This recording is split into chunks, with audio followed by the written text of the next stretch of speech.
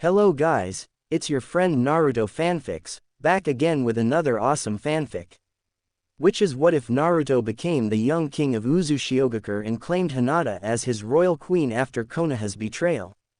Part 1. If you enjoy it, please show your support by hitting the like button and subscribing for more fanfics like this. And now let's get started. Danzo slowly made his way down the crowded Konoha road, pointedly ignoring the suspicious glances and hushed whispers that were pointed in his direction. The old veteran cared little for the opinions and gossip of the people he protected. He took on their hate willingly and was well aware of what they called him, the darkness of shinobi, the bloodthirsty war hawk, a monster. None of these things mattered, as long as Konoha's future was secured. He would do what they wouldn't to ensure their survival. The old shinobi's lips curled into a slight smile at the thought of the villagers calling him a monster. They had no way of knowing that their senseless name-calling was physically far closer to the truth than any of them would ever realize. Danzo and his single attendant smoothly exited the busy street in favor for a small alleyway, which afforded the pair increased privacy before they slipped into the back exit of a shabby building. Danzo disliked holding these types of meetings within Konoha itself, but his contact was adamant that he wouldn't enter the root compound. This sentiment in itself was why he trusted this former colleague. Mizushima Hideaki was an excellent political strategist and cautious to a fault. The man may have trusted Danzo enough to meet with him, but he wasn't stupid enough to step into the war hawk's lair, even with the fat carrot that the Shimura shinobi was brandishing. The rusting door creaked as the Konoha counselor and his man crossed the threshold into the beat-up bar. The entire area reeked of mildew and old liquor. Danzo sighed. The smell was one of many reasons for him to get his meeting over with quickly. The old shinobi limped towards the end of the room. A table near the back was set up with a few closed files on it, and seated at the table was a balding man of medium build who was at least Danzo's age. His thinning red hair tried in vain to cover the man's weathered face. Hideaki looked aged, even from the last time that Danzo had seen him, but his ramrod straight posture still hinted at his strength as a veteran ninja. Shimura Danzo, you're certainly looking worse for the wear. The Konoha nin let out a gruff chuckle. Funny words coming from another old soldier, Danzo countered. True enough, but pleasantries aside, Danzo, what do you want? You rejected my last two offers on the matter, and now, 5 years later, you suddenly decide to give in to my previous whims. Hideaki's wizened face was filled with thinly veiled suspicion. His own bandaged face working into a slight frown, Danzo answered the man, choosing his words very carefully. The political climate in Konoha is changing, Hideaki. I'll be frank with you, the first time you asked for the boy, he was too valuable a shogi piece for me to give up. The boy is the previous Hokage's secret son and the current Jinchuriki of the Nine Tails. He was perfect as a potential weapon of Konoha. The third, however, saw fit to treat him more as a son, and now the brat is already starting to cause me trouble. The former ninja of Uzushiogakure maintained his suspicious looks. What kind of trouble? Danzo peered intently at the man with his good eye, and seemed to read the man's thoughts. It isn't a matter of the boy's power. In fact, in the last few months he has proved himself as a somewhat capable ninja. I have no doubts that the boy may eventually be physically quite powerful. However, he has voiced his intent since he was young to be the next Hokage. Until recently, the boy's status as a pariah allowed me to gloss over this fact. I even took liberties to ensure this treatment of him continued. He took a sip of watered-down tea and frowned before continuing. In the most recent Chunin examination, the boy beat a Hyuga prodigy and within the day was also implicated in defeating a neighboring village's Jinchuriki. A few reports have made it back to me that some people saw him as a hero. And this was without knowledge of his lineage. The red-haired man raised an eyebrow, but said nothing. The war hawk's good eye caught his old ally in an intense stare. Konoha doesn't need a hero, Hideaki. It needs discipline. It needs the old military ways. It needs to move away from this wishy-washy view of what shinobi ought to be like. It needs men like you and me. Danzo realized that his voice had been slowly rising until his last sentence was nearly a shout. He took a deep breath to collect his thoughts and then continued his long-winded explanation. That's why I'll help you gain access to the boy. I have no doubts that he would be charismatic enough for you to draw your people back to their homeland. And as luck would have it, he certainly lacks the brainpower of Namikaze Minato. You shouldn't have much trouble influencing him and molding him as you see fit. For a few minutes, the Uzu ninja continued to be silent, but Danzo could see the calculations going on behind the man's sharp eyes. Finally, the red-haired shinobi spoke. It seems it would be beneficial for both of us if I remove the Uzumaki boy back to our country. However, I think it would be prudent for both of us to be as removed as possible from the situation. It will take a few more weeks for the extra precaution, but I have the perfect candidate in mind to persuade the boy to leave Konoha. Oh, my goddaughter Irie can handle the matter of picking up the boy. She is trustworthy, and if the boy is an orphan, let us say that I have no doubts that she will be very persuasive indeed. Hideaki watched as the darkness of Shinobi stiffly got up from his chair and left with his seemingly mute attendant. The old Uzushiogakure ninja was feeling uncomfortably emotional about the day's events. When Danzo had contacted him out of the blue to say his mind had changed about the fate of the Uzumaki boy, he had been shocked but also cautious. Knowing the veteran politician, he didn't trust that the man would give up the kid without there being a strong reason. Over the course of the monologue it became clear that Danzo personally stood to gain from the transaction, specifically, access to the title of Hokage. That in itself was enough to persuade Hideaki. But hearing about the kid's recent accomplishments made Hideaki alive with excitement. He was a face that could lead the land of Uzu back to freedom, and with a Jinchuriki on their side, who could stop them? The last thought did put a damper on the old ninja's grand mood. An uncontrolled tailed beast was the last thing that his war-torn people needed. The man wanted nothing to do with the boy if he had too many issues controlling his inner demon. The land of Uzu needed to be rebuilt, not further destroyed. Still, the meeting had ended hopefully for him. It was several years ago that the Whirlpool Independence Foundation had tracked Uzumaki Naruto down for being one of the last living descendants of the original line of Uzu daimyo. Finding out that he had been orphaned, well, that was like striking gold twice. The shinobi sighed, and then called for his attendant to bring him a blank scroll and ink. He needed to write to Irie and the other members of their organization. Thanks to the meddling from Danzo, the boy was now 13, and it was going to be far more complex to try and get him to leave his home village.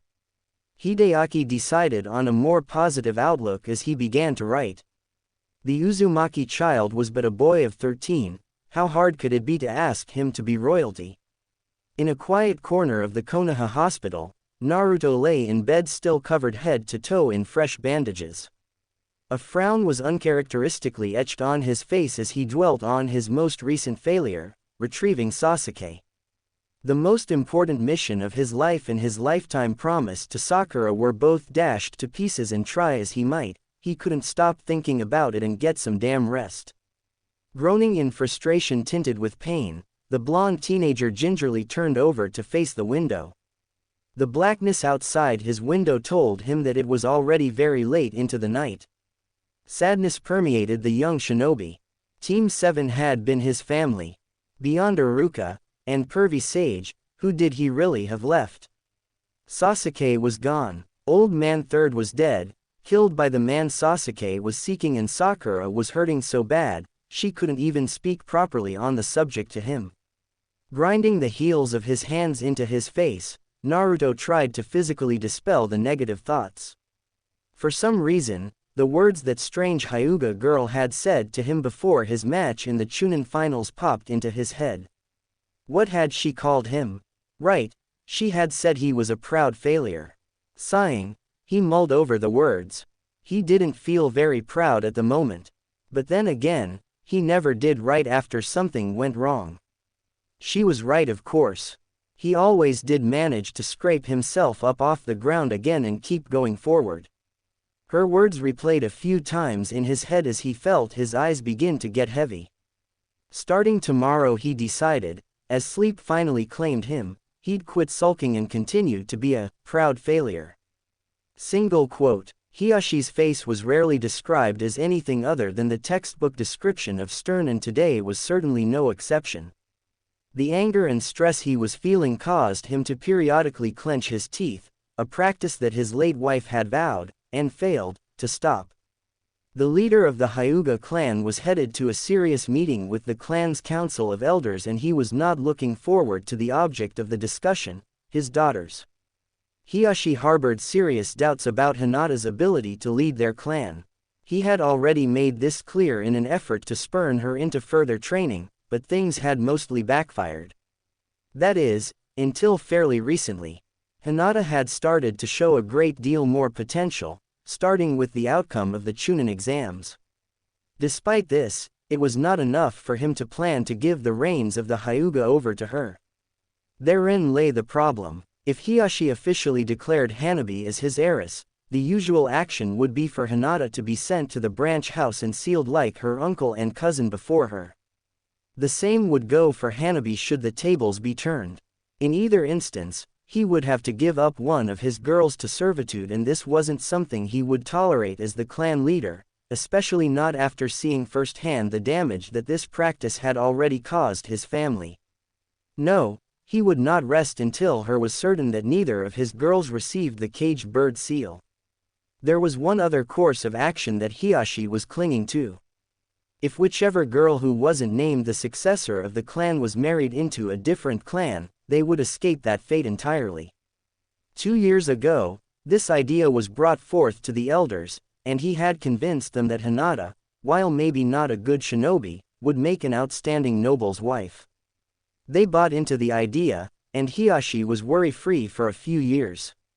He never thought that the elders would try to marry Hinata off when she was this young. She was barely 13. It was preposterous. So once again, the fate of his daughters rested in a balancing act. The Hyuga monarch thanked his lucky stars that Hinata was once again showing improvement, because it was the only ammunition he had against the council. Caught up in his own mind, Hiyashi didn't notice that his trip to the customary meeting room was already over. Positioned outside the door, he took some calming breaths.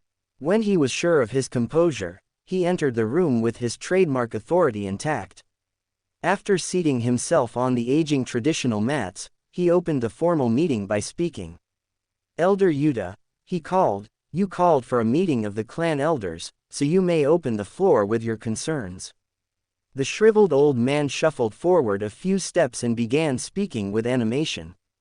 "Elders, Lord Hyuga, I called you here today because I wish to discuss our previous arrangement about the clan's heiresses." Hiyashi's eyes narrowed. He didn't like the man's emphasis on the plural of heiress. Lord Hyuga assured us that sealing heiress Hinata wouldn't be necessary and that she could instead be married off for the good of the clan. "I am happy to announce that I have found the perfect match for her."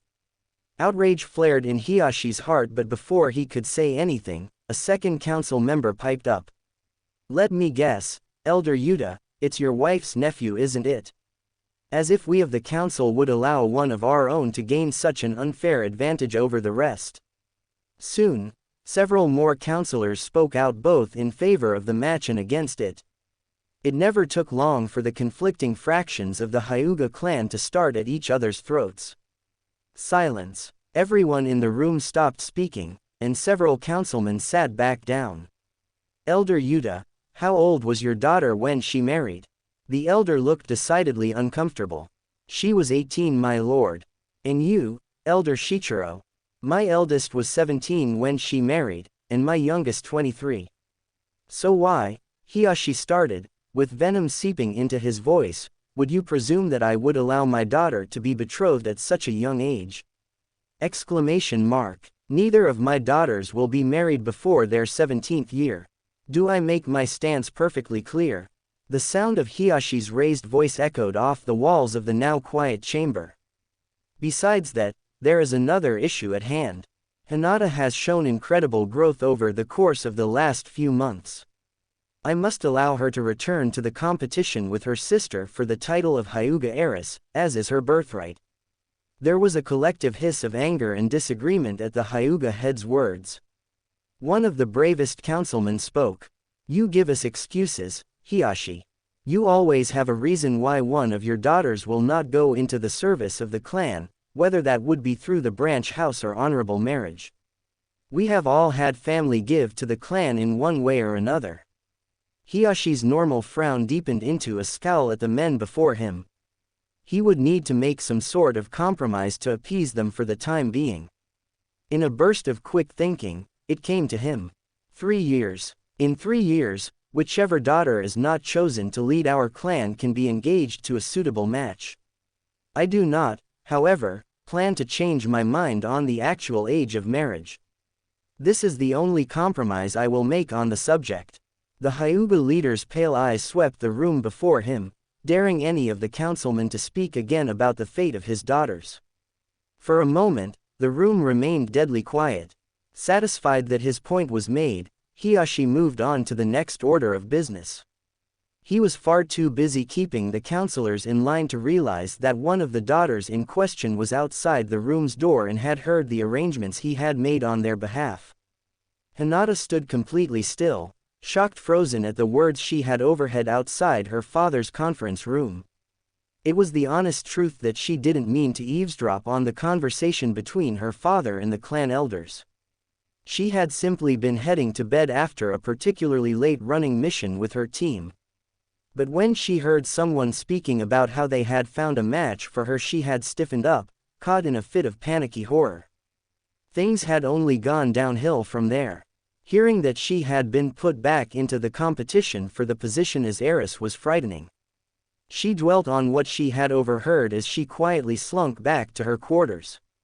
People may not have believed it of her, but Hinata was not afraid for herself. As the heiress made her way back to her room, she stealthily cracked open the door to Hanabi's room. Unsurprisingly, given to the fairly late hour, Hanabi was asleep. Hinata would have to update her about the evening's events the following day. She was sure her sister would be happy to have the competition between them again, but then again, this time, Hanabi was old enough to understand the consequences for the losing side. The older Hyuga girl quietly closed the door to her sister's room and continued down the hall to her own. Hanabi was skilled and brave, and Hinata was sure that she would make a far better clan leader than herself. Besides that, to think of her little sister, her little firecracker, sealed or locked away to be nothing more than a demure wife, no. Hinata would take that burden. She may not be a very strong kunoichi, but she definitely wasn't going to let anything happen to Hanabi. She would face 1,000 nejis to save her sister from the fate of the second son. Peeling off her dirty mission clothes and slipping into comforting PJs, Hinata wondered whether she would be sealed or married off when she turned 16. Either option was horrible, of course, but the very idea of marrying someone other than Naruto pained her. Lying on her bed, the raven-haired girl pulled a notebook from behind her pillow and flipped to the back page, where in the bottom corner she had scribbled 2 words, Uzumaki Hinata. Looking at the silly, girlish gesture made her blush furiously, so she quickly began stuffing the offending notebook back under her pillow. When she was sure her notebook was concealed, she flopped back down onto her blankets. She didn't want to admit the truth to herself, but deep down she knew she couldn't ignore it any longer. To save her beloved younger sister, she may have to give up on ever being able to write those 2 precious words. State your business in Konoha, please. I am here for diplomatic purposes and to have an audience with your Hokage. Irie passed the documents to the guard, which showed her identity as an Uzu refugee and an ambassador. The guard's eyes looked deadly serious and he leafed through the papers, but his demeanor was bored. He didn't truly consider her a threat, which was a definite plus. Irie wanted her mission to remain as diplomatic as possible. The land of Uzu was on the brink of reinstating itself as a sovereign, independent nation, and her performance here was directly linked to that. Have a pleasant stay, the disinterested Chunin drawled, passing her files back to her. Irie nodded briefly and passed through the massive wooden outer doors. The kunoichi gasped as she entered the village. She had never personally set foot in Konoha before. The place was huge. Whimsically colored buildings fought for space with each other and the massive trees which grew throughout the area. Bright flags and lanterns hung in the spaces not taken up by the buildings and flora, and civilians and shinobi alike weaved in and out of the free spaces, going about their business. In some ways, it reminded her of the home she had lost as a child. Uzushio had been similarly designed with taller structures working around the landscape. Both villages had cropped up in relatively confined spaces, although in the case of her home village, it was the island which was the limiting factor rather than a mountainside. Of course, the island village hadn't been half as colorful. The sea air wasn't kind to the paint on the buildings, so many people opted to forego it altogether.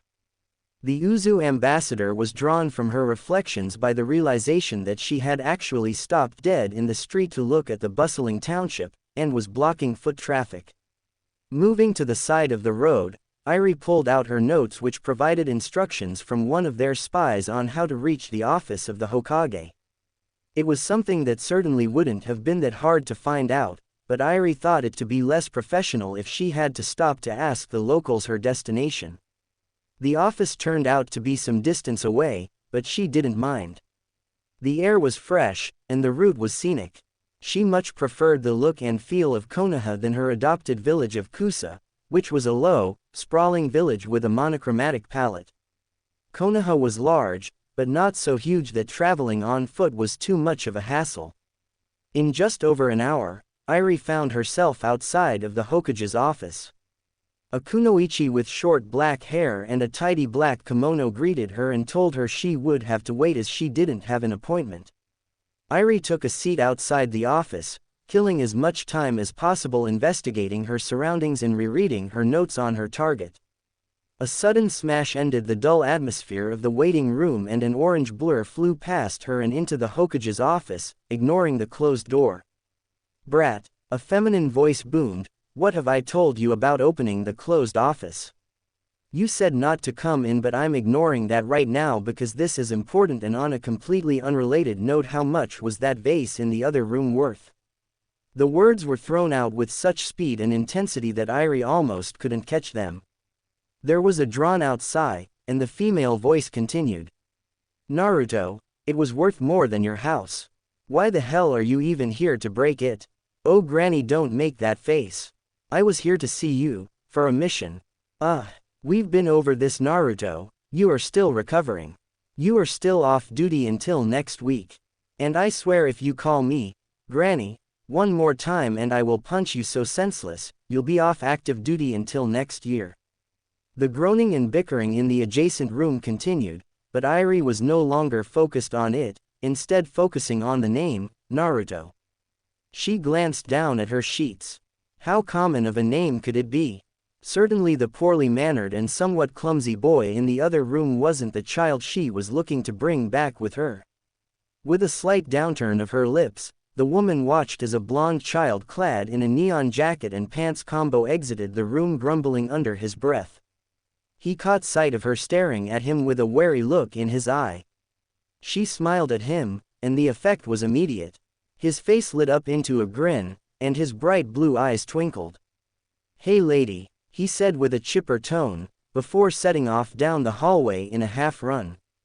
Irie was still chuckling to herself about the child's exuberance when the Hokage's assistant told her the leader of the Leaf was ready for her. Perhaps not all was lost with the boy. He only needed the right direction. The fifth Hokage still had Naruto's antics on her mind when she called out to Shizune to let the next appointment in. She had already told the genin no more than 6 times in the past few days that he was off duty until next week.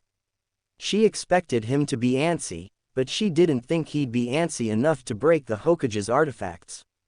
Truthfully, the boy had been physically healed long ago, but she wanted to allow time for him to come to terms with things. The past month hadn't been easy on any of them. With a heavy sigh, she looked up from her desk just in time to see the foreign nin enter the office. The ambassador was a short woman who carried herself like a kunoichi. Her auburn hair was cut into a short, no-nonsense style that bobbed as the woman bowed. Lady Hokage, she started as she was bowing, I am Yato Iri, a shinobi of Kusagakure, representing the interests of Uzushiogakure. I come before your ladyship with a unorthodox request for aid. Interest piqued, Tsunade gestured for the woman to continue. What kind of aid could Uzushio require? The island itself had been ravaged by the Third Shinobi World War and its hidden village razed to the ground.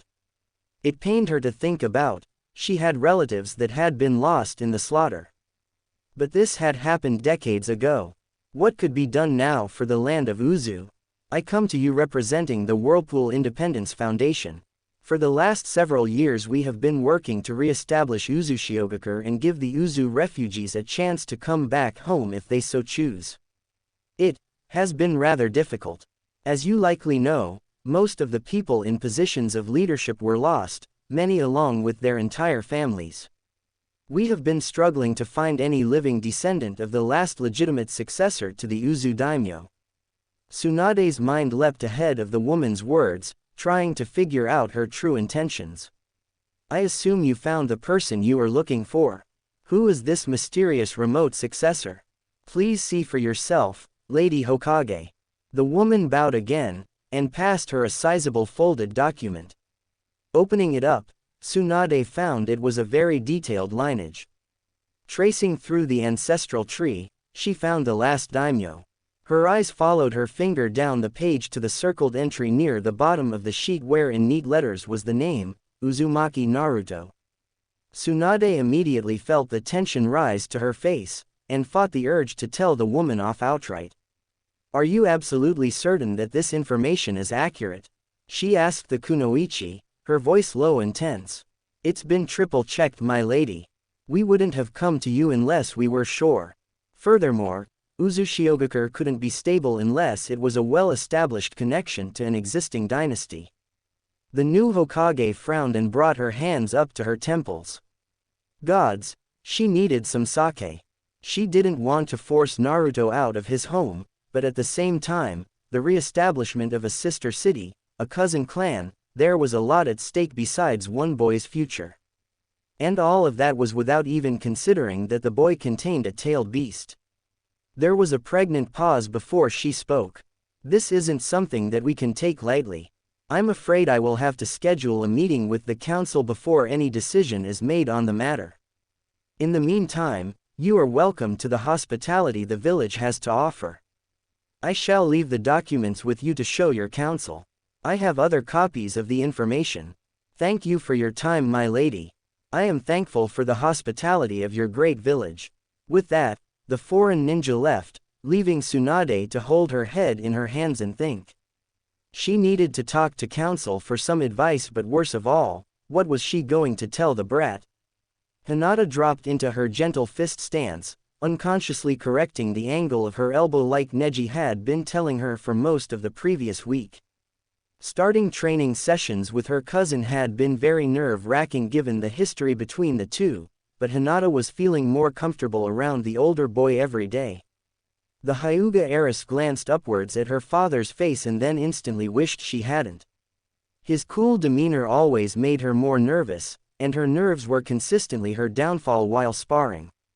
She swallowed thickly and glanced to her opponent, Hanabi, who gave her a small but encouraging smile. Both girls activated their bloodlines, and awaited the starting command. Begin. Hanabi rushed at her, and like always she was quicker than Hinata expected. Hanabi's palm was headed in a smooth arc towards her chest, but the older Hyuga blocked it, and then the next one after it.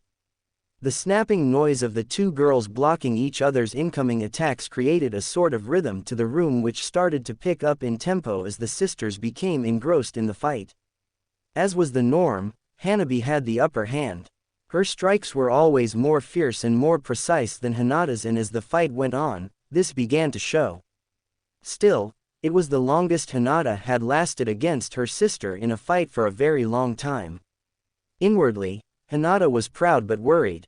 She was torn between wanting to gain her father's approval, and ensuring that Hanabi was chosen as the next clan head. Suddenly, the raven-haired girl was concerned that perhaps she had shown too much skill. Slipping her weight-bearing foot out to the side slightly, Hinata blocked Hanabi's next strike while leaning slightly backwards. The older girl's weight shifted with the strike and she was knocked backwards onto her rear end. She let out a startled squeak as her sister's hand stopped just short of her face. Matched to Hanabi. Hinata. Why yes father. Correct your footwork. With that, their father left and Hinata was left on the floor, holding back tears at the blunt reprimand, despite the fact that her loss had been planned. Her younger sister, however, was on her the moment their father left the sparring area. Hinata. What was that? You were totally doing fine and then you purposely fell over. Don't lie to me either, I saw it happen with my own eyes. The older girl opened her mouth to say something, but closed it again. Lying to Hanabi was pointless, she could always tell when Hinata wasn't telling the truth. It's not that big of a deal, Hanabi, she said softly. Not a big deal, these matches are to see who is going to be the clan head. And you are purposely throwing them. It's like you want to get stuck with that seal on your forehead. Her younger sister's tone brought a smile to her face. Hanabi was so unlike Hinata herself, which was why she would be a far stronger leader. Slowly, she picked herself up off the floor and smiled at her sister. Every time you speak you prove my point. Hanabi flipped her long brown locks over her shoulder and raised an eyebrow at her. And what point would that be? Hinata gently placed her hand on her sister's shoulder. The point is that you are far better suited to leading the Hyuga than me. We both know that, and I could never live with myself if you got the sea-caged bird SS seal. Both Hinata and Hanabi frowned at the small stutter that escaped the elder heiress. I'm sorry, thinking about that seal makes me kind of anxious. Concern filled Hanabi's eyes. I know, but the Hyuga don't necessarily need a powerful leader Hina. They need a kind one too. Lucky for them, you are both. Hanabi laughed. I'm a terror and you know it. Not as half as you might wish you were, Hana. The laughter in her younger sister's eyes wasn't long-lived and Hinata knew that Hanabi wasn't going to let go of the previous topic. Hinata, promise me you won't throw another spar. If the worst should happen, and you do end up the one getting, well I need to know that it was at least a fair fight. Hinata's jaw shook slightly as she smiled weakly at her sister and nodded. As Hanabi left the room, Hinata decided to stay behind.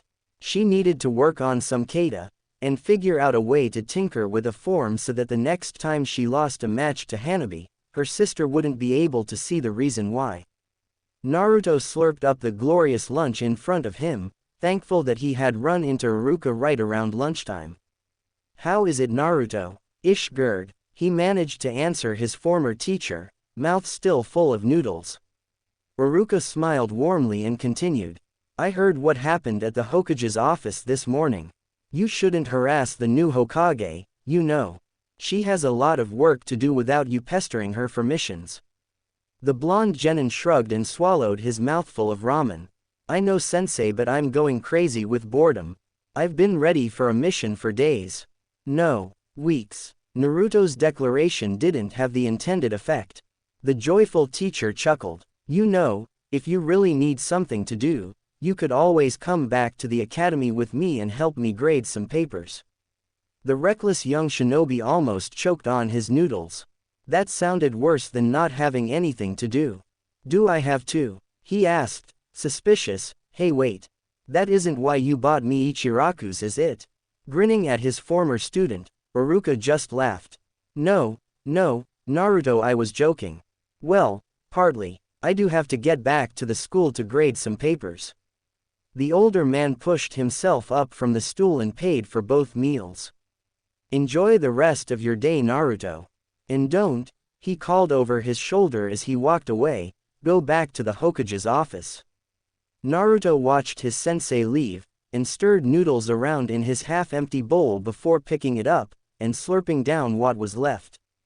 With a satisfied grin, he placed the bowl back on the counter and wiped his mouth on the sleeve of his jacket. Right as he placed the ramen bowl down, he noticed that there was someone watching him from the road. He glanced at the woman, and it took him a moment to place her as that lady who had smiled at him in the Hokage's office. "Hello again, lady," he called. A little bit of a blush hit the woman's face as he noticed her staring at him, but she quickly composed herself. "I'm sorry, I'm afraid I wasn't being very polite, but I couldn't help but look at your jacket. It's very bright. It's really awesome, right?" She smiled and nodded in the affirmative. "I'm Yato Iri. What's your name?" "I'm Uzumaki Naruto, one of the greatest ninja in the village." "Well, I will be. I'm going to be the next Hokage, ya know." Amusement crossed the woman's face, but she didn't say anything. "Hey, you look like a kunoichi. I've never seen you before though. Are you new around here?" "I'm from Kusa. I'm only here for a few days on business." Naruto noticed that the woman had a couple pieces of paper in her hands, the largest of which was a hand-drawn map. He was curious about the woman. She had a very warm demeanor, and had kind eyes. "Do you need someone to show you around? I know Konoha like the back of hand, so I'm a really good guide." "I think I'd like that very much." The woman had warm brown eyes and a kind face. Naruto decided that he liked her, and that he'd help her out as much as possible. "Where do you need to go?" "Well, actually, I was hoping to walk through Little Uzu district this afternoon." "I totally know where that is. I've been there." He trailed off, realizing that if he was in Little Uzu, it was usually because he was hiding post-prank. "I've been there a lot. Let's go, it's this way." Grabbing the woman's hand, he began speedily walking north, pulling the lady behind him. After a few minutes their pace slowed and Naruto found himself amicably walking beside Iri. "Why does a Kusa-nin want to visit Little Uzu?" he asked, suddenly struck by the oddness of it. "Well, I lived in Uzushiogakure when I was a child. I only moved the hidden grass after the village was destroyed in the war." "Oh," Naruto frowned, never one to hide the emotion he was feeling. The two walked on in silence for a moment or two until Naruto's rambunctious nature took over. He led the conversation until they reached the outer gates of the district. The pair entered the crowded area and Naruto found himself looking around with wonder. He hadn't really been inside Little Uzu since he had graduated from the academy and his pranking days slowed to a halt. It was strange to observe this area of Konoha with fresh eyes. When he was younger, he always ran in and out quickly, using it as a hiding place and rarely paying attention to the area itself. The first thing that struck him is that it was a lot more crowded than the rest of the village. Every part of every building seemed to be used for housing and storefronts. Things also appeared slightly rougher here than outside. Still, the people seemed pleasant. A few people tending market stalls gave him wide, genuine smiles as he made his way past. Aha! Curious, Naruto watched as his new friend hurried over to a market stall with a faraway look in her eyes and a huge grin. She returned moments later with two giant swirls on sticks that looked a lot like the symbol Konoha wore on all its flak jackets. "Whoa, it looks just like this." He pulled on his sleeve to show her the resemblance, and accepted the treat from her.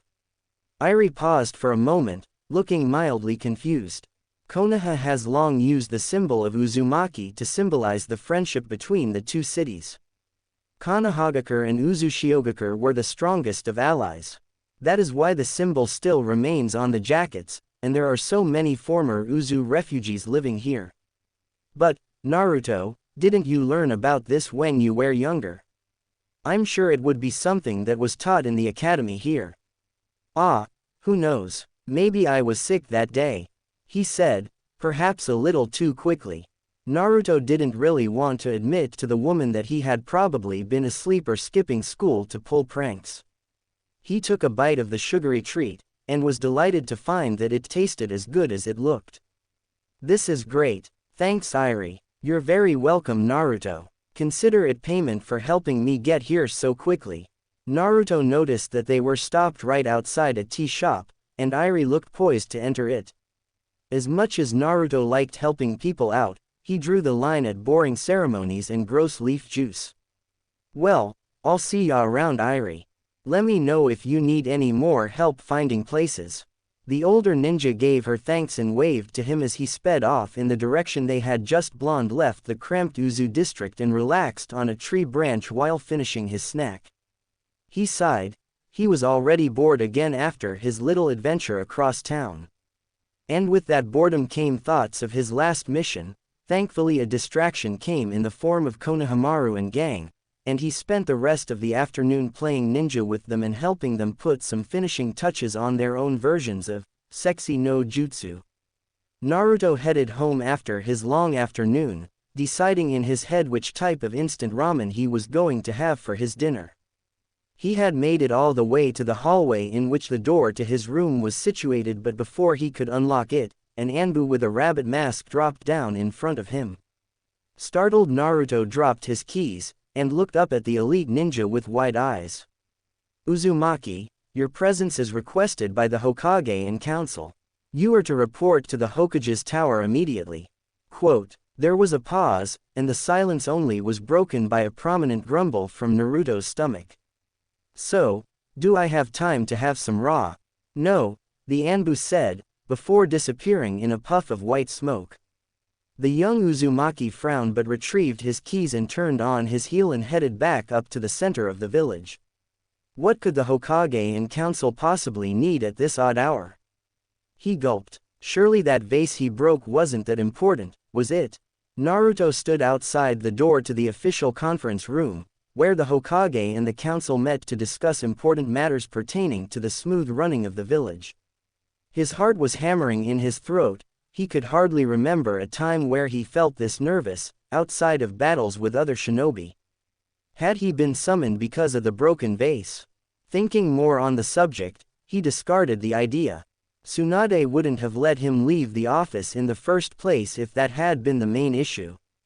So why had been summoned? It was truly a mystery to him, and he didn't like the feeling of being left in the dark. Lucky for him, his wait outside the door wasn't a long one. Shizune was the one who came out to collect him, and something about her expression made him anxious. It was a strange mix of excitement and sadness, and it struck him as very odd. Naruto entered the room, blinking a few times to adjust to the dimmer light. He felt a knot in his throat as his eyesight adjusted. He found several pairs of eyes on him, eyes that primarily belonged to the village elders and clan heads and Irie. His facial expression betrayed him when he caught sight of her, and she gave him a momentary smile of encouragement. He didn't have time to respond to the gesture, as the fifth began speaking. I'm sure Naruto would like to know why he was summoned here, so why don't we begin? Tsunade looked deadly serious as she continued, Naruto, the first thing we need to do is discuss your parentage. The blonde felt his eyes go wide. What? Parents? He had yearned to know more about his family for as long as he could remember, but now that the moment was upon him, he was uneasy. What if he didn't like what he found out? This has been a village secret, but recent events have made it necessary to disclose the information to you and only you. You're the son of Uzumaki Kushina and Namikaze Minato. The Hokage paused, presumably for the information to sink in, but it took Naruto a few moments to place a name to a title. The delayed reaction was one of over-enthusiastic excitement. Wait, Namikaze, the fourth Hokage. Yeah, my dad was awesome, I'm awesome. The young shinobi began cheering, not caring who heard him, or that he was in the middle of the Hokage and council's meeting room. A few people in the room, primarily clan heads that had known Kushina and Minato, smiled at the display. Tsunade herself suppressed a grin, seeing the brat that happy was strangely fulfilling. Naruto, Tsunade began as his excitement began to die down, I know that's really big news for you, but that isn't all of what we brought you here to talk about. In fact, this has a lot more to do with your mother than it does with your father. Naruto nodded and sat down, hands interlocking on the back of his head. His smile was wide, so much so that it was paining his face, but he didn't mind. He had parents, awesome parents that he could be proud of. Nothing the Hokage or council could throw at him today was going to shake him. Uzumaki Kushina was a very strong-willed and talented kunoichi who also possessed incredible chakra. She also held the 9 tails before you did. Naruto felt his mouth fall open. It was official. Both his parents were badasses. More importantly, Kushina was not originally from Konoha. She was born and raised in Uzushiogakure until she was 9. She came from a very prestigious clan from her home village as well. She was very lucky to have moved when she did in fact, because it wasn't long after that when sadness tainted Naruto's cerulean eyes as he cut the Hokage off. I know, because it was destroyed. Tsunade raised her eyebrows, surprised that the boy had gleaned that fact from his previous education, but continued. Yes, with that I think I should turn the speaking over to our Uzushiogakure ambassador. Irie stood up at her place at the table and began in a serious tone reminiscent of the Hokages. Since our village was destroyed, Naruto, citizens of Uzu got dispersed all over the continent. Many were taken in here in Konohagakure or in Kusagakure. It is admirable that our allies came to our aid when we needed it most, but the traditions and culture of Uzu are slowly being lost, as refugees and their families begin to integrate more with their adopted villages. What does all this got to do with me? We're getting to that bit, brat, just be quiet and listen. For several years now, we've been looking to re-establish the village of Uzushiogakure, but without a legitimate successor of the previous dynasty it's been hard. Many people could try to take control of a country just starting again. We don't want a dictatorship. This has been a difficult task, because many of the leaders of Uzu and their families didn't live through the war. We are lucky to have a person that is related to the previous daimyo, even if it isn't the closest of relations. Who is it? I mean, is it someone I know? Why did you call me in here too? Oh. The hyperactive ninja's mouth fell open, and for once in his 12 years, he was stunned speechless. Uzumaki Fukoku, Kushina's aunt, was married to the second to last daimyo, making the last daimyo your second cousin. I know this is a lot to ask of you, Naruto, but Uzushiogakure needs a legitimate successor to succeed in rebuilding. You are the only surviving relative that we have found, after nearly a decade of searching. Naruto sat with an almost blank expression on his face, unsure of how to react. The day had been ridiculously overwhelming. He'd found out about his parents and been told he was the last living member of a noble family line. And they wanted him as their leader, not only of a village but a small country. He'd always wanted to be the Hokage, and that was something that suddenly grew stronger today at the revelation that his father was the fourth Hokage, the leader he'd always looked up to the most. Would leading Uzu be the same? If he left Konoha, he would never be able to follow his hero's footsteps as closely. Besides, deep down, he knew that he wasn't ready for that kind of responsibility either. He suddenly felt very childlike. He wished his parents were here to help him make the right decision.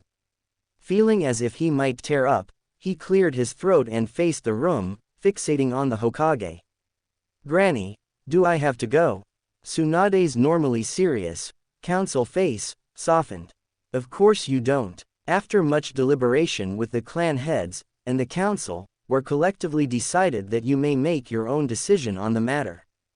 Naruto noticed that several people in the room seemed to be unhappy with this plan, particularly a man with half his face bandaged up. He wondered briefly if those people had wanted him to stay or to go. A heavy sigh escaped his lips. Can I have some time to think about this? I mean, it's a lot to take in, ya know. She nodded. Without waiting for her consent, Naruto hopped up and ran out of the room, ignoring the shocked gasps and noises from the advisory panel. He didn't care. He needed to escape to somewhere quiet where he could think things over because right now he felt like his brain was going to explode. Naruto ran without much thought as to where he was going.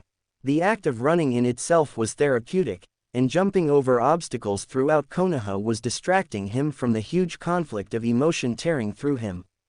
Before he knew it, the hyperactive blonde was standing at the Hokage monuments, overlooking the dark night sky and the lights of Konoha.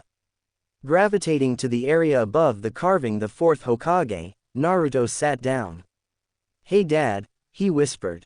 A few of the tears that hadn't fell in the council room slid down his cheeks as he contemplated the day's events and the revelation of who his parents were. I wish you guys were still here. I really need help with this decision. I've always wanted to follow in your footsteps and become Hokage, even when you weren't my dad. Well, I guess you were always my dad, but you know what I mean. If I leave Konoha, I'll never be the Hokage.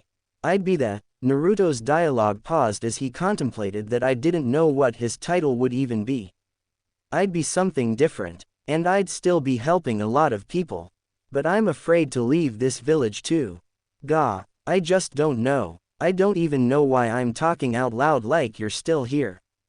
A few more tears of frustration and confusion leaked from his eyes. At that moment, a gust of wind came by and ruffled his hair. Naruto flopped down onto the grass and moss and buried his face in his hands. The contemplation and overwhelming feelings made him feel very drowsy. His eyes became heavy, and soon he had lost track of the time completely. In fact, Naruto almost drifted to sleep outside. It was then that he heard a startled eep. Looking up, Naruto saw that he was no longer alone above the monument. Hinata was there too, and she was clearly very shocked to see him so abruptly. I'm Ori Naruto, I didn't know you were up here. I can go. Naruto noticed that Hinata had very red eyes tonight. He wondered if she had been crying too. Perhaps she came up here for alone time as well. It's okay Hinata, you can stay. He wiped his eyes and nose on his sleeve to clear the dried tears and sat up straighter. They both stayed quiet for a moment, until Naruto broke the ice. Do you come up here a lot? The young heiress shook her head, not looking up from the ground. And no, I just needed somewhere private and quiet to go. This surprised Naruto. He had always pictured the Hyuga compound as a very noiseless, peaceful place. That said, he had never really been near it himself. The overly protective clan didn't allow just anyone to loiter near the premises. The pair sat in the near silence, with only the sounds of the night and the occasional loud noise from the village core. Sharing the silence with someone seemed to make it more special, and Naruto didn't regret the fact that his favorite thinking spot had been discovered by someone else. He was pulled from his contemplations as he heard an almost imperceptible sniffle. Glancing to the right, he saw that his new companion was still crying, albeit quite slowly and controlled. Hey, what's wrong? I mean, can I help or anything? Hinata felt her face heat up at the question and was thankful that the darkness hid her brightening complexion. There was no way that she could tell her crush that she had just found out that he might be leaving the village forever. Her father wasn't supposed to let anyone without the proper clearance know what went on at the Hokage's council meetings, but sometimes when he was unhappy with the council's decisions, he spoke in a tone louder than necessary. She didn't know why or how and she didn't care. The idea itself hurt, so she slipped out to somewhere where she could cry in peace. Or so she thought. She realized that she had let Naruto's question linger, without answering it. Someone I see care about a lot is going to be leaving the village. Naruto frowned, curious which Hyuga members were going on long enough missions that their family would be tearing up. I'm sorry to hear that Hinata. The previous silence overtook the pair again, but this time Hinata was willing herself to speak, and fighting to do so without the stuttering. Why are you up here and Naruto? She squeaked. Naruto ignored his friend's oddly pitched tone. I come up here a lot to think when I have bad days and stuff. Today wasn't a bad day, it was great. Well, the happiest and one of the saddest moments, I can't really explain it, I guess. I found out who my parents were today. He wasn't sure why he was telling her all this. They didn't know each other that well, although he did appreciate the advice she had given him before the Chunin exam finals. That must have been difficult. Are why you happy knowing more about them though? Naruto found himself nodding with vigor. It's amazing. It's amazing to figure out that your father is the one Hokage that you looked up to. Ah, crap, he turned to her, his voice lowering. I accidentally just told you a village secret, can you not tell anyone about my old man? Blushing again, Hinata hastily agreed. Naruto continued, his demeanor turning more serious. I was also given a hard choice to make today. I'm not really sure what I should do. I have an opportunity to help a lot of people, a ton of people, but in order to do it, I'd have to give up my dream. Hinata contemplated this for a second, her heart torn. She wasn't sure which option meant him leaving the village. Then again, he had always been vocal about being the Hokage. For a second time in the night, Hinata was glad that it was so dark out. It was impossible for her crush to see the tears that filled her eyes. Promising herself that she would not be selfish, she spoke. Maybe why you just need a new dream, a be bigger and better. 01. Why you know your parents will be proud of why you either way. She silently added that she would be proud of him as well. Feeling her tears become overwhelming, Hinata stood abruptly. Bye Naruto. Thanks, she nearly whispered as she turned and fled, knowing full well that she had just helped him make a decision to leave her, and their home village, maybe forever. He called her name after her, but didn't follow. Naruto sat for a long while, wondering why Hinata had shown up so quickly and left the same way. Her advice, once again, was helpful. She was right, altering his dream didn't count as giving up on it. He could still be an awesome leader, a strong one that both surpasses the fourth Hokage and makes the fourth proud. It would just be in his mother's home village instead of his father's. Letting out a heavy sigh, Naruto smiled. He felt lighter somehow, like the evening had physically lifted all his fears about the decision off him. Regardless, he decided he would wait until the next day to inform the Hokage of his decision. Right now, all he wanted to do was lay where he was under the night sky. I'm gonna make you guys so proud, ya know. Naruto awoke still on the mountain, freezing cold and damp. He exited his dreams in a panic, because in his previous decision, he had forgotten one crucial thing: Sakura and Sasuke. He had promised Sakura and failed. Would it really be right to bail on her now? Peeling himself off the dewy grass, Naruto stretched out the kinks formed by his awkward sleeping place. A cloud had covered the moon, and now his favorite spot was filled with strange noises and shadows. Leaping from perch to perch, Naruto headed back down into the village, dwelling on his promise to his pink-haired teammate. He decided that first thing in the morning, he was going to go find Sakura. He needed to talk to her before he could tell Tsunade his decision. But how could he explain the situation? Naruto frowned, trying to think about a way around the explanation that didn't involve him giving out village secrets, but his mind was fuzzy with the need for sleep. After finally exiting the chilly evening air for the relative comfort of his apartment, Naruto flopped onto his bed. He decided groggily that he would cross that bridge when he came to it. It couldn't be too hard to explain the situation to a teammate. Haruno Sakura was getting seriously pissed off. It had been 2 days, and she still hadn't found her friend and teammate. She had spent most of the previous 2 afternoons searching the village for him, but she hadn't had any luck. She needed to talk to him. Part of her frustration was due to her own immense guilt at how she had behaved when he came back from trying to retrieve Sasuke. She had been so caught up in her own turmoil that she hadn't really been there for him when he really did need her to be his friend. She tried to ignore the sadness that flared in her heart. Sadness at Sasuke's defection and sadness for all the people who were nearly killed trying to save him from himself.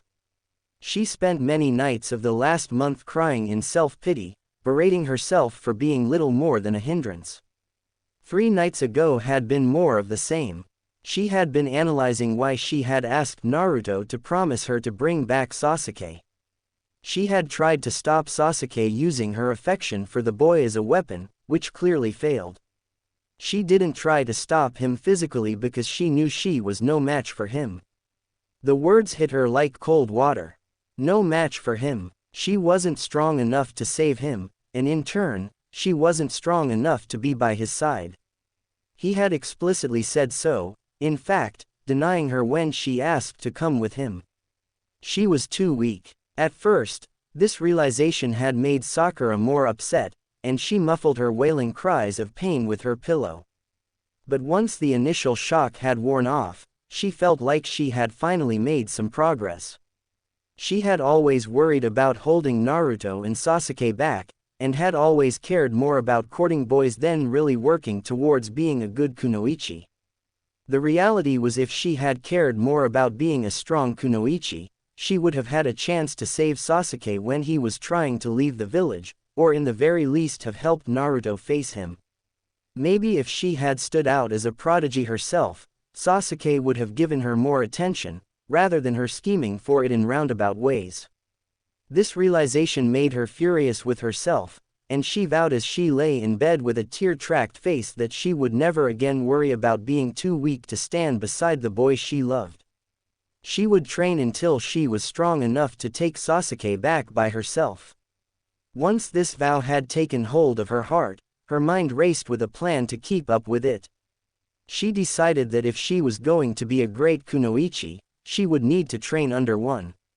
And no one woman in the village was greater than Tsunade. Sakura decided that she would pull a card from Naruto's hand, and would ask the fifth to take her as an apprentice without taking no for an answer. That had been 3 nights ago, and Sakura planned on asking the Hokage to train her today, as yesterday there was some sort of emergency meeting and her appointment had been pushed back to this afternoon. But before she spoke to the Hokage, she wanted to speak with her teammate and tell him that he didn't have to worry about her anymore. After spending another hour fruitlessly searching downtown Konoha, Sakura let out an angry huff of frustration. Where could that damn idiot be? Which idiot are y'all looking for, Sakura? Ah! The startled Pinkett yelped in surprise and turned on her teammate in an instant. You, Naruto, I was looking for you. Where have you been? I've been trying to talk to you for 2 days. The blonde effortlessly brushed off Sakura, calling him an idiot. It's been a weird 2 days. Anyway, what do you want, Sakura? I was hoping you'd wanna get some ramen. No, I have stuff to do. I'm meeting the Hokage later. Me too. Let's walk together. Sakura rolled her eyes slightly but consented. It was probably the most convenient way to talk to Naruto without him getting the wrong idea. The two began walking in the direction of the Hokage's tower, and Sakura took a deep breath, preparing to broach the tender topic. Naruto, I want to apologize for what happened when you came back from trying to save Sasuke. I was hurting really bad, and I was so disappointed that I avoided you, when you probably needed the support as much as I did. I'm sorry. Naruto's typically jovial features sunk into a more serious look. It's okay, Sakura. I know how much that promise meant to you. I'm just sorry that we failed. She watched as he opened his mouth as if he was going to say something else, but closed it again. I've come to a decision. That burden that I placed on you shouldn't be yours.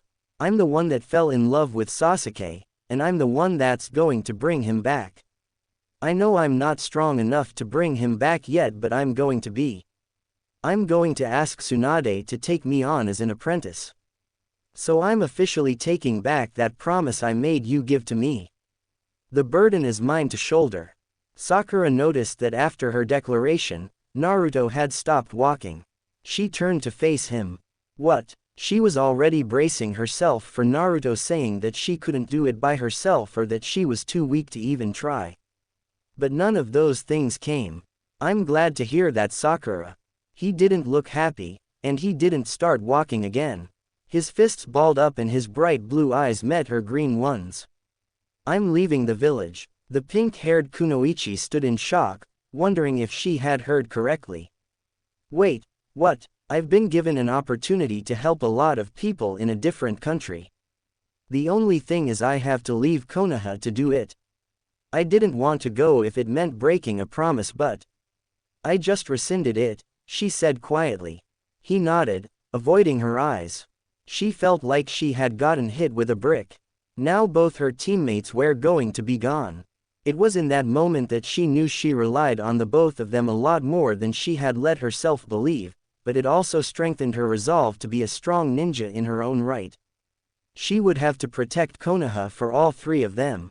Her serious look seemed to be reflected in her former teammate's demeanor as he caught up to her on the dusty road. Putting a hand on her shoulder, he said, "Don't worry, Sakura. You're the kind of scary person that would definitely make it through Granny Tsunade's training." Sakura's eyes narrowed, and she gave Naruto a thump on the head, albeit far less hard than she usually did. "Thanks, Naruto." The pair walked silently until they reached the Hokage's office. The pair entered together when it was time for Sakura's appointment. "You first," Naruto whispered, hanging back. Sakura bowed politely. "Master Hokage, my name is Haruno Sakura and I'm here to make a request." She looked up to meet the Hokage's eyes before she finished speaking. "Please, take me as your apprentice." Tsunade eyed the pink-haired girl critically for a few moments. She had heard from Kakashi about Sakura's excellent chakra control and that fire in her eyes. "I accept. I won't go easy on you from now on." Sakura let a small smile grace her face, while inner Sakura began cheering loudly without reservation. She knew that this training was going to push her to the limits, but it would be worth it. Naruto stepped forward. "Did you make a decision, brat?" The young blonde nodded. "I'll go." Sakura watched as the Hokage smiled at her brash teammate. "Naruto, I deem my apprentice trustworthy enough for you to tell her where you're going. The rest of your friends can't know the truth, I'm afraid. It is one of the stipulations from Uzushio, and primarily in place for your protection." He nodded and turned to Sakura. Suddenly, he broke out into a huge smile. "Oh man, Sakura, you are totally going to freak out at this, ya know." Tsunade watched over the two genin who were speaking animatedly before her. She decided to let the two have their time to speak, since Tsunade wasn't sure when Naruto would be coming back to Konoha. The details of both Naruto's move and Sakura's training could wait, at least for a few more hours. The last couple days that Naruto spent in Konoha passed in a near blur. All too soon, he found himself standing in his mostly empty apartment. The noise of his footsteps echoed oddly in the barren rooms. Having everything removed from the place somehow made it seem a lot smaller. Irie had said that a large estate complex was being renovated and rebuilt to house himself, his staff and tutors, as well as workers to start rebuilding other part of the village. He found that his orphan's imagination was failing him when he tried to imagine what his new room was going to look like. He quietly said goodbye to his old place, locking up the door for the final time and leaving the key under the mat as he had been instructed. Naruto had all of his most important things secured in a knapsack slung over his back, and it honestly wasn't very heavy. He didn't really have a lot of belongings. The most important things were Gama-chan, who was filled with his life savings, his favorite t-shirt, a book that Pervy Sage had given him, and lastly, a framed picture of his parents that the Hokage had tracked down for him. To protect it, the picture frame was bundled up in the rest of his relatively few clothes. Naruto was conflicted between extreme excitement and overwhelming melancholy as he walked down to Ichiraku's ramen for his final breakfast in Konoha. He had been eating almost exclusively there for the past 3 days, something the withered Gama-chan could attest to. He sat down at his regular stool, placing his pack underneath. "I'll take a tonkatsu ramen, old man." Tsuki smiled at his most regular costumer and nodded. "Make that too, Tsuki." Naruto turned to see his old teacher sit down beside him. "Hey Naruto, you didn't think I'd miss your last meal in Konoha, did you?" Naruto's mood perked up a bit, but only just. As the time for him to actually leave grew closer, his nerves did as well. "Nah, I knew you'd come to say goodbye." Uruka's smile didn't waver much as he took in his former pupil's somewhat solemn expression. "Why the long face, Naruto?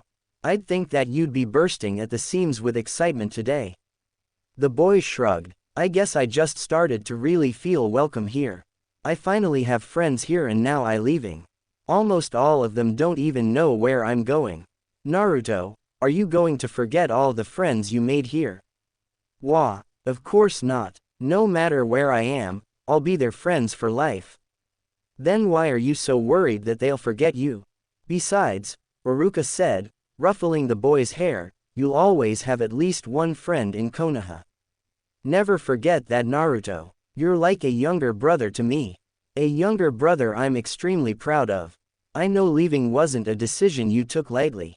The young man's sentiments brought a huge heartfelt smile to Naruto's face. "Thanks, Iruka, I feel a lot better now."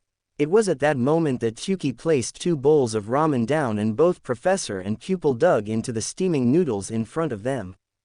The rest of the meal had much more light-hearted banter, punctuated by slurps from Naruto loudly enjoying his breakfast. At the end of the meal, Tsuki proudly stated that their food was on the house, and Naruto readied his backpack to leave. His earlier talk with Iruka had mostly abolished his fears of leaving his friends, and with high hopes he headed out to the Konoha gate to meet Iri. Naruto didn't know exactly how the journey to Uzu was supposed to go, but he did know that the first leg of the journey was going to be on foot. He noticed as he headed up to the gate that his traveling companion was already waiting for him, with a small traveling bag strapped over her back. She waved genially as she saw him approach. "Good morning, Naruto. Are you ready to leave?" she asked, voice soft.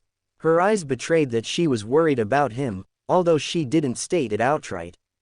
He grinned up at her. "Yeah, I'm totally ready to go." Iri's somewhat worried state dropped as she saw the young man's confident demeanor. Inwardly, she smiled. The boy was incredibly resilient.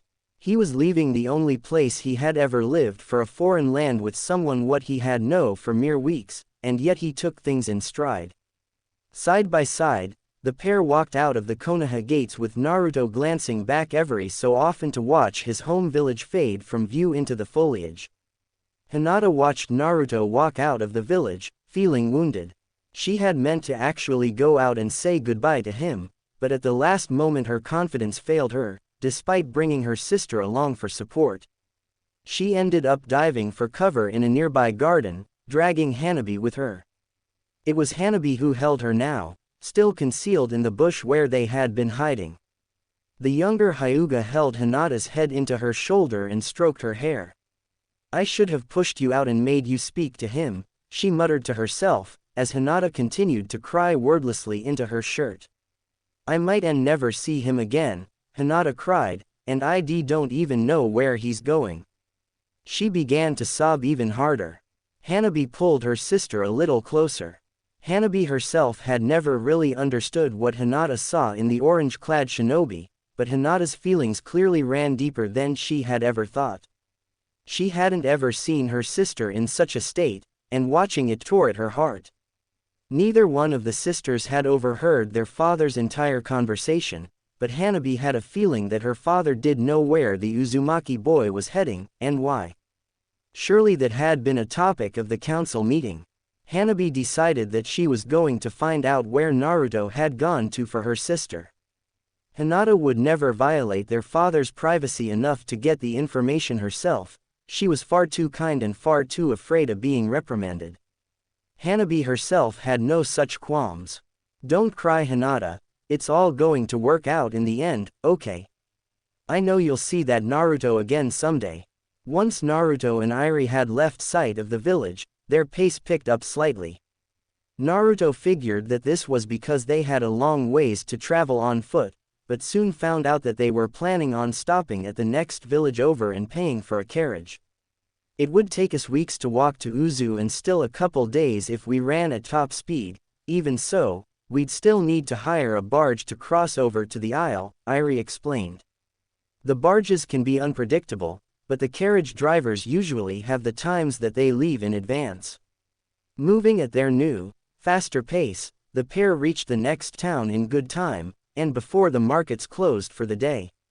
Iri said that they needed to pick up a few supplies before beginning the second leg of their journey, and soon the two were walking through a bustling marketplace. The market was far larger than the one in Konoha and seemed to be servicing a larger population.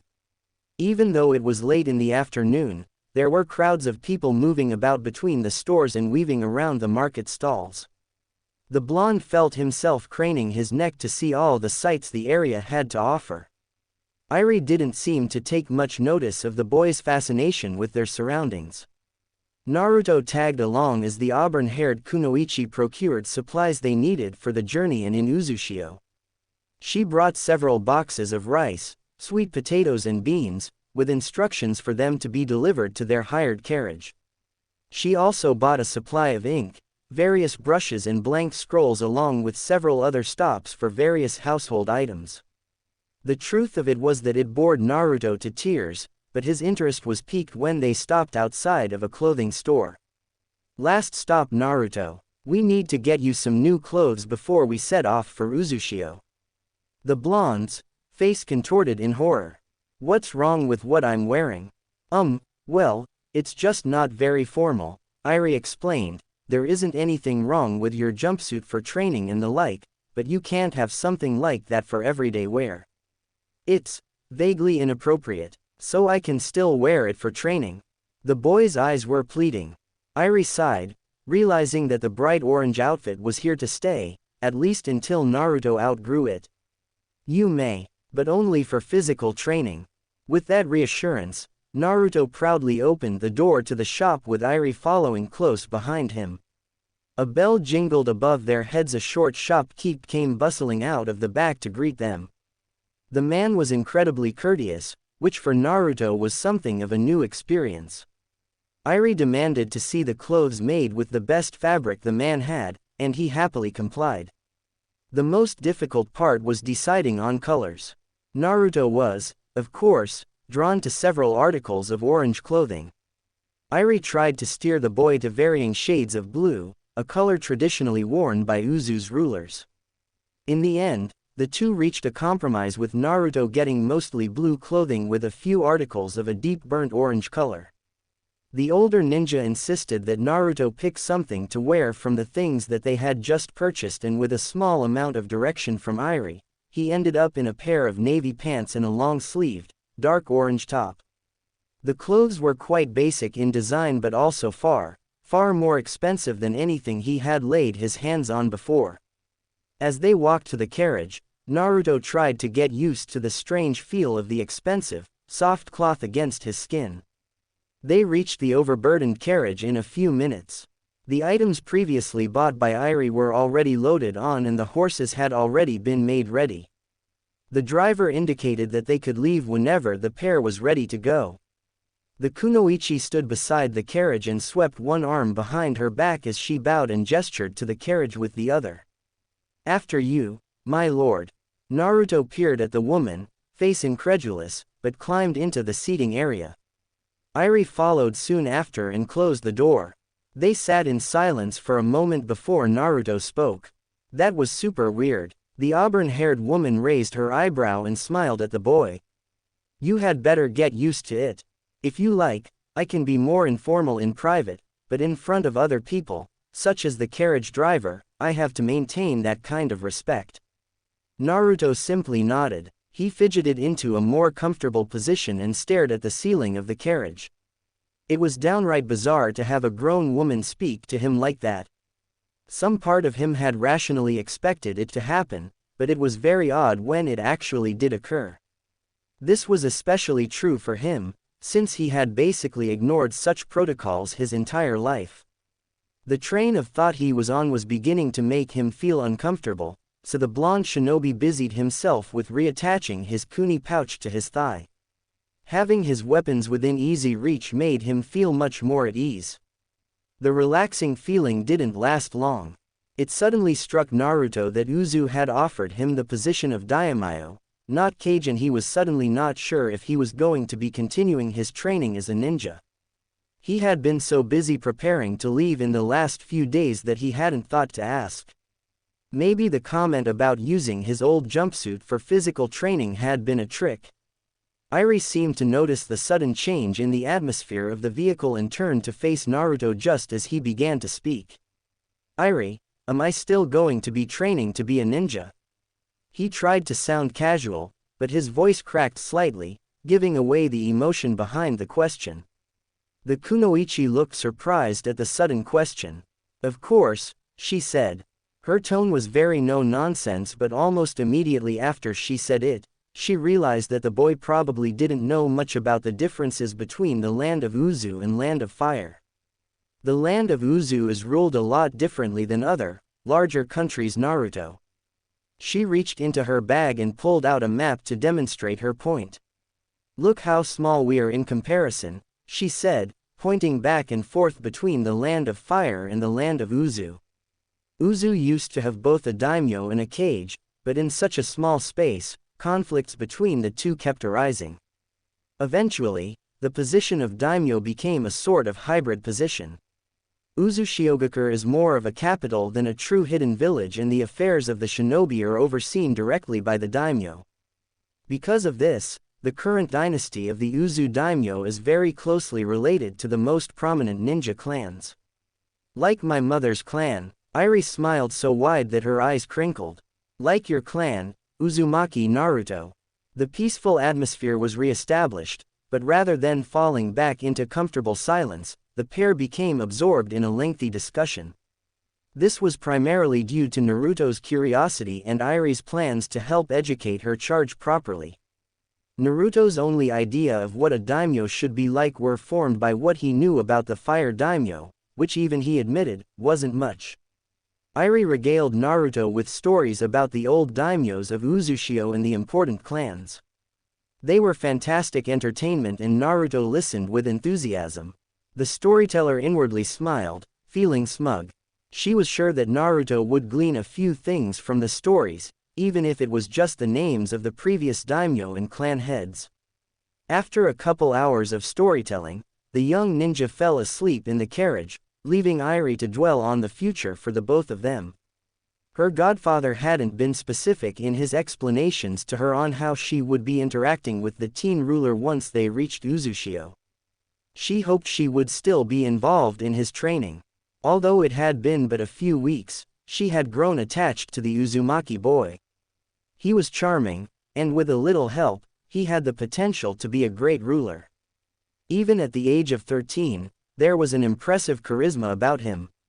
The sway of the carriage and a gentle snores coming from the other seat eventually coaxed Irie to sleep as well, and they didn't wake again until the driver stopped in the middle of the night at an unnamed coastal village to move from the carriage into a slightly larger boat.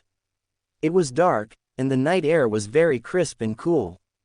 Thankfully, it didn't take long to pack the supplies over to the new seafaring vehicle, and soon after the boat left the shore the soft rolling of the waves had both of the occupants fast asleep again.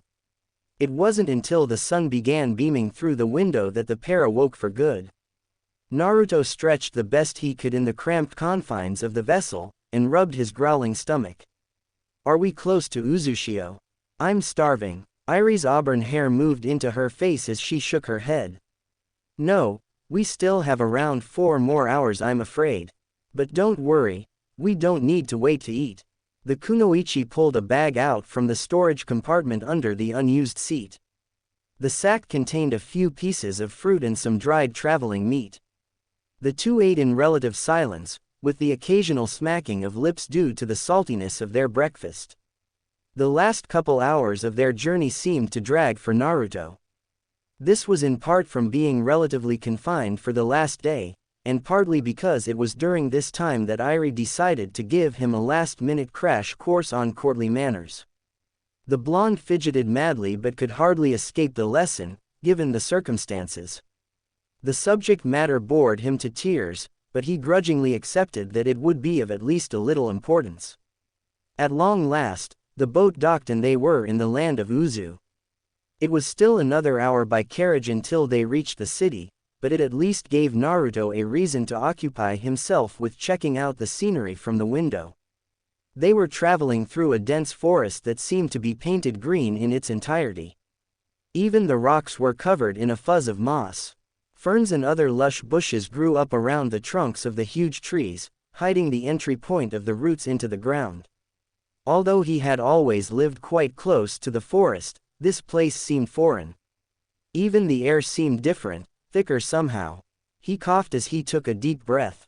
The shinobi glanced to his traveling partner to see her smiling lazily out the window. He knew that look and the feeling that went with it. Unconsciously, his own mouth turned up into a smile. Home, he mumbled. The road eventually opened up so that on one side of the roadway lay the rain forest, and on the other, rocky outcroppings that eventually gave way to the ocean's waves. Naruto could sense they were getting close just by the excitement pouring off of Eri. As the carriage took a right turn inland, he wondered how long it had been since she had been home. Judging by her reactions, it seemed that it must have been quite a while. His curiosity was eating at him, but just he was about to ask the auburn-haired ninja the question, the carriage rounded another corner and the hollow shell of Uzushio came into sight. The interior of the carriage became deathly silent and the young ninja's breath hitched. It was a ghost town. Gray cement structures lay in ruins throughout the valley. The tallest poles of what must have been a bridge were just poking out of the water that ran through the canal. The bright green fuzz of the forest seemed to digesting the crumbled walls. Even still though, hope seemed to linger heavy in the air. The main roadway had signs of recent use. The hardy green plants that had sprouted up between the rock slabs had been dashed down by wagon wheels and shinobi sandals. Naruto felt a warm hand on his back. "We're going to rebuild all this," Eri stated in a proud but quiet voice. His hands tightened into fists. Damn right they would. Their vehicle jostled as it rode over the last remaining bridge crossing the canal, and soon after, the palace at Uzushio came into sight. It was bizarre to see the mostly completed building sitting atop the rubble that was the majority of the actual village. Even more so, it was strange to see so many people. The grounds were alive with people, most hurrying around, carrying tools or timber. Naruto could see some of the places where new stone and new woodwork had been fitted into the old materials, darkened in color by the close proximity to the sea air. Even with said patchy appearance, the building was impressive. The stone slab roadway that they were on split into two directions, with one side heading up to the palace and the other heading off to what looked like overgrown gardens. The carriage began to slow, and Naruto could now see that the stone base of the palace was huge of its own accord. He found himself craning his neck to see the sweeping wooden beams of the roof. The agape mouths of the workers they passed drew the blondes' attention away from the structure to the people. As they passed, men and women dropped their tools, stared and pointed. Naruto's first instinct was to wave and grin at the people, but an unexpected bout of nervousness hit him and he slunk back into his seat. The carriage was slowing now. He fidgeted in his seat and tried to focus on his breathing. Was this really happening? The wooden wheels ground to a halt in front of the main entrance. His breath was coming pretty quickly now. He only had moments before he had to get out and greet those people, no, his people. Every doubt that he had ever had about himself being a leader swelled up inside him and for a split second, he had the queerest urge to run. Eri opened the carriage door and stepped out. Standing to her full height, she stood rigidly by the opening. "This way please, my lord," she said. Her voice was soft but somehow stern. He had to follow. Naruto took a deep breath, and thought of his father. Thinking of the fourth gave the young ninja a burst of confidence, and he stepped down from the carriage door, and into the sunlight of the late morning. The courtyard was silent as he disembarked. He swallowed thickly, so many pairs of eyes were directed at him. He glanced up at the blue sky. There really was no turning back. Following Eri's example, he stood up as straight as he could, and with his chin held high he headed toward the palace's entrance, pausing frequently to smile and wave at the people who had stopped in the vicinity. The atmosphere of uncertainty that permeated the initial atmosphere dissipated to one of tightly reined excitement. Eyes twinkling, Naruto approached the door to the Uzushio palace. His earlier fears had completely melted away. With one last deep breath, he threw open the doors and stepped over the threshold. Jiraiya stretched as he sauntered into the next village. This village was a particularly good one. It had not one but two seedy establishments that catered to his more unrefined tastes. In fact, he was looking forward to stopping here all week. It was his favorite spot to stop and let loose before he headed onward to Uzushiogakure, where he had to be the picture of sagely dignity. Well, maybe just marginally more dignified. The Toad Sage went to Uzushio several times a year to check in with and help train his godson, the daimyo of Uzushio. It had been 3 years since the boy had left Konoha, and sometimes he still found his mouth agape at the turn of events. He was one of the few people in Konoha who knew what had happened to the orphan Naruto. Naruto's whereabouts were a village secret, something that he and Tsunade had argued over sake about many times. The Hokage argued that it was for Naruto's and Uzushio's safety, but Jiraiya was mildly suspicious about the whole thing. After all, if Uzu and Konoha were ever going to be allies again, the secret would come out almost instantly. For the time being this hadn't happened. Uzushio was mostly lying low and rebuilding, but to Jiraiya, it seemed an unpleasant eventuality. The sage ninja frowned. He wasn't supposed to be thinking about this crap until after he left his private paradise village. He twisted his little finger in his ear as if to clear out the wayward thoughts and continued on into the downtown core. The sun was mostly set, and a few of the keenest establishments already had lanterns lit. The aging sage sped up as he traced the familiar route to Mikia's. It was only an hour or so later that Jiraiya, surrounded by lovely young ladies, all of whom were rather scantily dressed and plying him with booze. He was in the middle of telling the all-female entourage a story about his fantastic travels when his ears picked up something unexpected: gossip. Well, gossip itself wasn't rare, nor was his highly tuned spies' ears catching the gossip. It was the topic. He couldn't help but listen to the conversation after Uzushio had been mentioned. With a silly smile still glued to his face, the sage listened in on the conversation between two barmaids. "Heard about it too," an older, gruff-looking lady asked her cohort. "Yeah, it's totally freaking me out. Ghosts." The younger woman shivered, as if a ghost had just chilled the room. "People been sayin' them kids came from the Isle o' Uzu.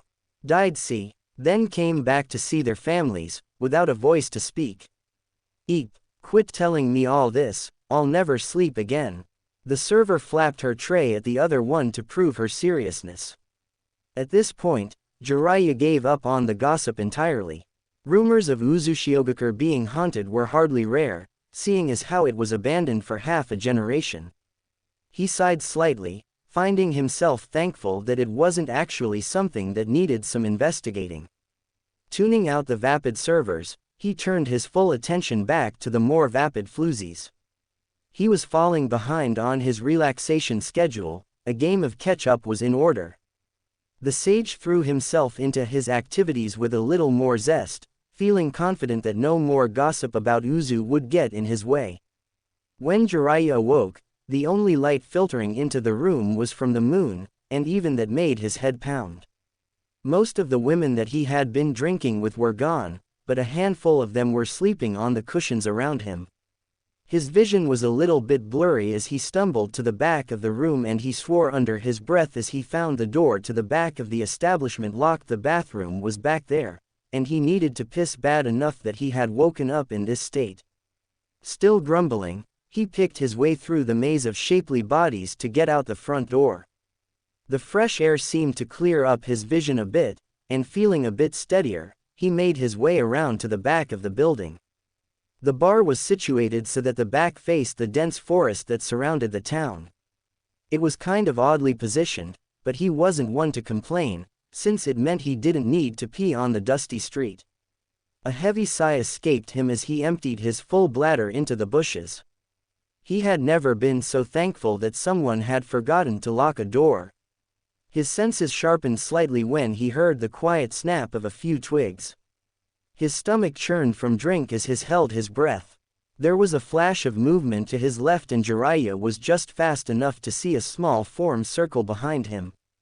He turned to follow the phantom, and reacted just in time to grab a skinny wrist armed with a kunai. He clicked his tongue. "You're no ghost." The child before him had a curious expression on his face, and was dressed head to toe in pale gray shinobi attire. The boy couldn't have been older than 10, yet he did have some skill, enough to catch the toad sage himself somewhat off guard while he was taking a drunken piss. "What's your name, kid, and why are you swinging a kunai at me?" Cocking his head to the side, the boy said nothing. A small shiver ran through the older ninja. The kid didn't seem to care much that he was caught. In fact, his expression didn't make it look like he cared much about anything. The kid's eyes glinted in the moonlight, revealing nothing. "Damn it, kid, I've had too much drink and I just need to go back to sleep, so just let me know why you're running around in a forest playing ninja already." The mysterious boy again said nothing but shook his head. "Really?" Jiraiya sighed again at the display. "Do you want me to put you into a toad's mouth?" That's an option looking more appealing by the moment. Ah. The boy had begun to open his mouth, but something off, really off. The boy's tongue slid farther out of his mouth than should have been possible, and it was covered in pulsating veins that were large enough that they could be seen easily, even in the relatively dim lighting of the moonlight. Black lines of ink sprouted from the center of the kid's mouth. Like the crack of a whip, the elongated tongue flew at Jiraiya's face, and only years of training on Mount Myoboku allowed him to catch the mutated appendage. The owner of the tongue shrieked as Jiraiya held it tightly in between his fingers and inspected the still visible lines of script. He recognized the root of the Fuinjutsu. It was a very advanced seal, one that copied memories and information from another person's brain. It was also a technique that had been banned and black booked due to the damage it did to both the caster and the victim. It was commonly placed on hands or feet, but to place it in a child's mouth seemed unspeakably cruel. The child began writhing as if in pain. With great deliberation, the Sannin let go of the kid's tongue. The cursed part of the child's mouth returned to its hiding spot, and moments after, the boy shrieked again. It was a shrill, unnatural howl, and it was followed by silence. Dropping to his knees, the gray-clad child gurgled once or twice and went limp into the dew-covered grass. Swearing again, the toad sage flipped the child face up. A couple small trickles of blood ran from the boy's mouth and his eyes were glassy. Jiraiya shook his head as he closed the glassy eyes and in his own mind, denounced the hatred of the world he lived in. Working very carefully, he summoned sealing paper and began working to make a copy of the dreaded seal within the kid's mouth. It was difficult work at the best of times, and in the dark of the early morning while still saturated with sake, it was damn near impossible. It took him much longer than it usually would have, but by the time the sun was rising, he had a workable copy of the horrific jutsu stowed away. His white hair glinted in the early morning sun as he stood up and dusted his knees off. It was time to leave for Uzushio. There was absolutely no time to waste. Any suspicions that he may have held about the current elders and councilmen in Uzu had been inflamed tenfold because far too much of the seal that he had worked on all night was based in traditional Uzu Fuinjutsu. So just who had put that demonic seal in the mouth of an innocent? Naruto wiped the sweat off his brow with the back of his hand and retook his stance in front of the blue pool in front of him. With a deep breath in, he turned his focus back on the center of the water. At first, nothing happened, but after a half a minute the center of the water started to spin and soon it was dipping inwards on itself to make a small whirlpool. His blonde eyebrows twitched as he forced more chakra into the maneuver. In response, the whirlpool grew nearly twice as large, with choppy waves splashing over the edges of the pool, wetting his sandals. Soon after it grew, it began to take on an oblong shape. All of a sudden, it destabilized completely and water went everywhere, thoroughly soaking Naruto in the process. Pulling his shirt off over his head, he began to wring the water out of his shirt. Hearing footsteps approaching behind him, he slipped the still damp shirt over his head again, hoping to hide the little mishap. You need to focus on the stability of the maelstrom, Naruto, not the size. Naruto turned to see Irie coming around the corner into the part of the gardens that was filled with training ponds. Watching that, he said with a chuckle. Irie nodded, and then began moving her hands in tandem. The water slipped from his clothing and off the ground surrounding the pool and formed into a large ball that then smoothly dropped back into the pond with only a ripple. Overall, I think that training's been going well. Look how big this bad boy is. Naruto turned his focus to his hand and felt the familiar rush of chakra. A Rasengan formed in his right hand, and it was at least 3 times larger than the ones he used to make when his godfather had just taught him the technique. Pervy Sage is going to have his mind blown. The auburn-haired Kunoichi's eyebrows rose. You'll have a chance to tell him a little sooner than you think. She trailed off and motioned towards the castle with her head.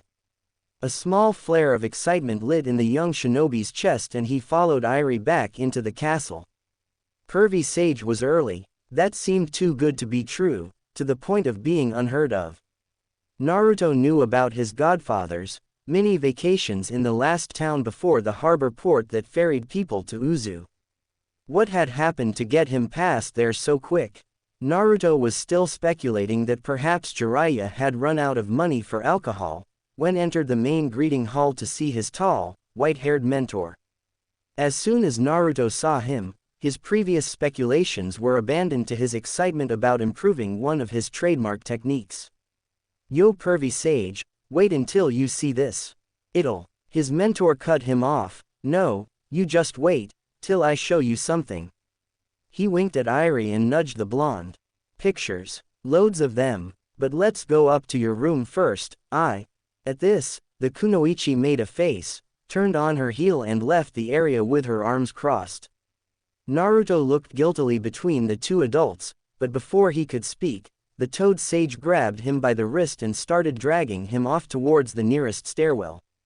Hey, I can walk there myself, old man, quit that. Jiraiya let go of his arm, but still continued to march towards Naruto's room. When they arrived, Naruto's mentor started speaking loudly about teaching him a new sealing technique. Now, the young ruler watched as Jiraiya did a 14-prong silence seal on the room. Once the seal was in place, the sage let out a sigh of relief and Naruto let out a grunt of annoyance. I already know that seal. What's the deal here? And, do you really have some pictures to show me? He asked with a slight blush heating up his face. The more wizened face looked incredulous. Wah, pictures? No, I don't have that for you. Look kid, we don't have much time here before people realized I'm not showing you a technique or pervy pics. I'm just gonna come out and say this. You need to look into some serious shit under your doorstep. Has the council granted you any more leeway in taking over the actual leadership of Uzu? Naruto felt distinctly uncomfortable at the question. No, he said finally, with blatant annoyance on his face, they said I have to at least wait until my 17th birthday. He had had that particular discussion fairly recently with the council that was overseeing his people until he was old enough to take over. It hadn't exactly gone as he had planned. Jiraiya shook his head, sending his bushy hair flying. Younger people have held the position before. I think they're stalling, Naruto. It's easy for a group like that to get used to power, you know. I think you better assert your rights to rule and you better do it damned quick. Their eyes met and Naruto could see that there was something that Jiraiya was holding back, and it was something that had rattled even him.